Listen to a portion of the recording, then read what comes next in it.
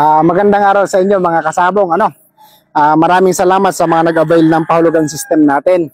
And sa mga nagtatanong ng yellow-legged hatches natin, so itong broodcock na ito mismo, nakasalang to, ito yung ginagamit natin sa ngayon. So ito ay F1 ang imported.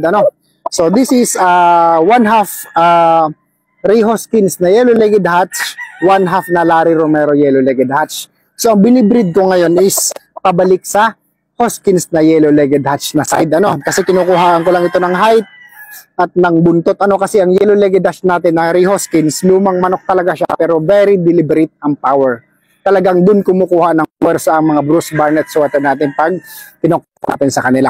So sa mga nakapag-avail ng mga Bruce Barnett sweater natin, ito ang exactly kamatch nila na ginagamit natin sa mga labanan bukod sa mga dark-legged hatches.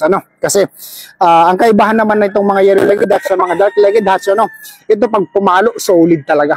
Largado yung pa, talagang sasaktan ka talaga niya. Katawan talaga ang punteriya. Ang mga dark-legged naman, medyo maratrat, pero powerful pa rin. So ito, tingnan nyo. Ang ganda nitong yellow-legged hatch natin. So sa mga maraming salamat sa inyong lahat.